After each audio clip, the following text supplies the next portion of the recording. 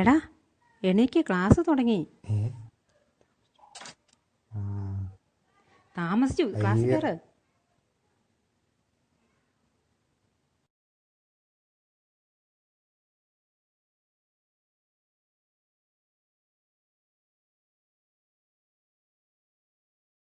മുഖം ഒന്ന് കഴുകിയിട്ടെങ്കിലും ക്ലാസ്സിൽ കയറടാ. കിടക്കപ്പായി നേരെ ക്ലാസ്സിലേക്ക്. ധനുഷേ, എന്നാ ലേറ്റായേ? Sorry sir. സാർ എന്താ പറഞ്ഞോണ്ടിരുന്നേ? മോനെ, ഇൻഡിപെൻഡൻസ് ഡേ വരുമല്ലേ, അതിനെക്കുറിച്ചൊന്നും നിനക്കൊരു തേങ്ങ അറിയാൻ മേലെന്ന് എനിക്കറിയാം. അതുകൊണ്ട് വല്ലതും മനസ്സിലാക്കിക്കോട്ടെ എന്ന് വിചാരിച്ചുകൊണ്ട് പറഞ്ഞു തന്നതാ. കേട്ടല്ലോ.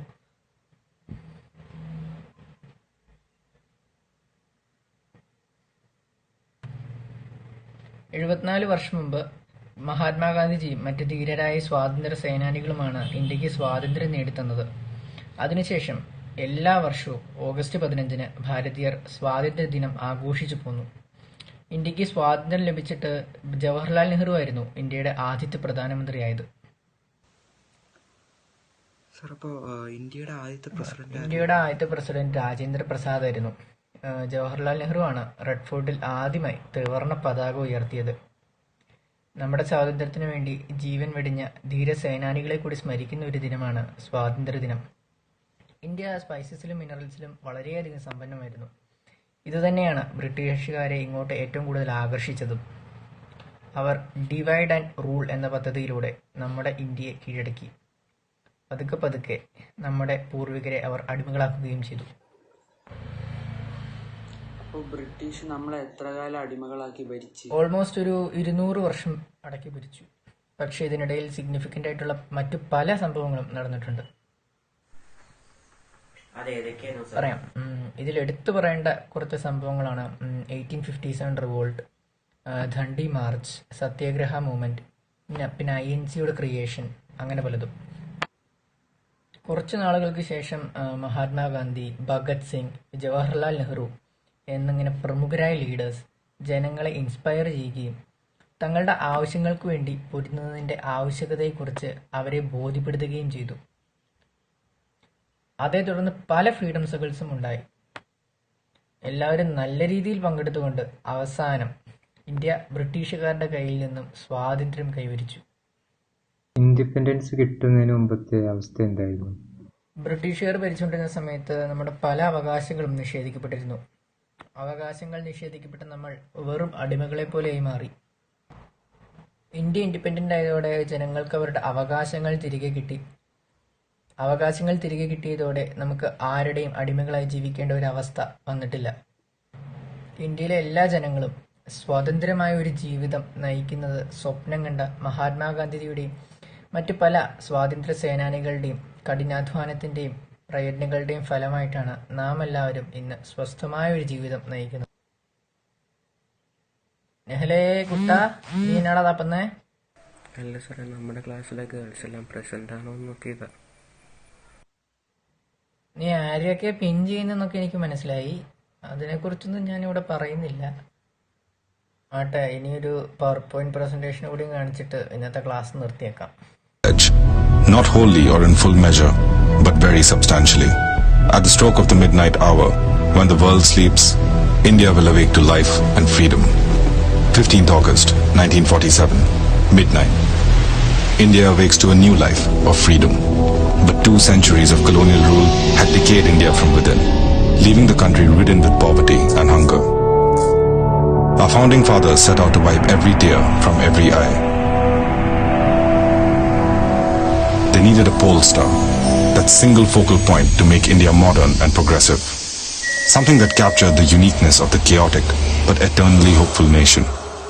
A bright light to illuminate the dark storm lashing the horizon of the future. The 1920s was an uncertain period for the Indian national movement. And then came the Chauri Chaura incident.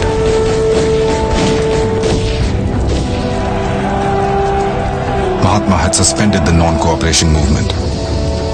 3rd February 1928, the Simon Commission arrives to review the Act of 1919 and was met with widespread protests as it had no Indian representation. The British, in their arrogance, proclaimed that Indians were incapable of self-rule and deciding for themselves. Lord Birkenhead, the Secretary of State, in response to the Indians' reactions, laid down a challenge at the House of Lords. The founding fathers rose to the occasion.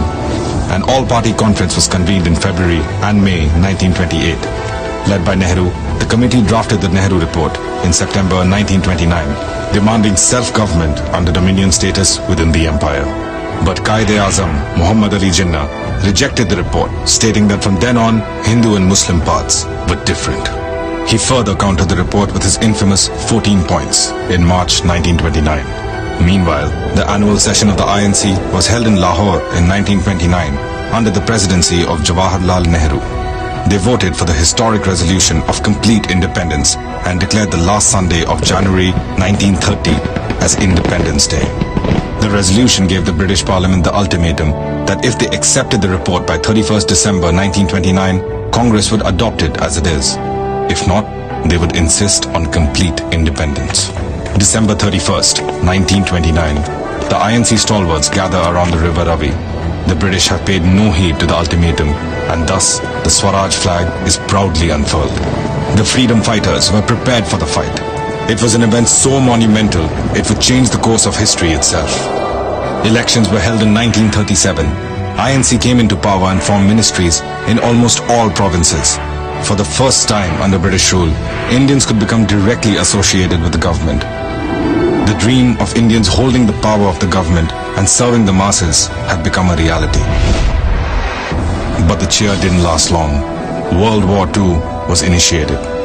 Congress ministries resigned in 1939, protesting Lindadgo's decision to involve India in the war without consulting the Indians. Multiple attempts of involving India in World War II failed. With its end, the decline of the British Empire became inevitable. Mutiny amongst the naval rankings in the Air Force was the final nail in the coffin. The cabinet mission plan arrived in 1946 to try and reach a settlement acceptable to all major stakeholders. The plan became the foundation for the establishment of the Constituent Assembly. For a total of 2 years, 11 months and 18 days, over 11 sessions and sitting for 166 days, the Assembly debated and discussed the various challenges facing the new nation. The ideas of liberty, equality, fraternity and justice were embedded deep into our Constitution.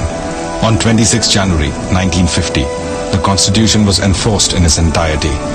It is the foundation of free India, which we have become so accustomed to. It is our duty as citizens to know it, understand it, nurture it and defend it.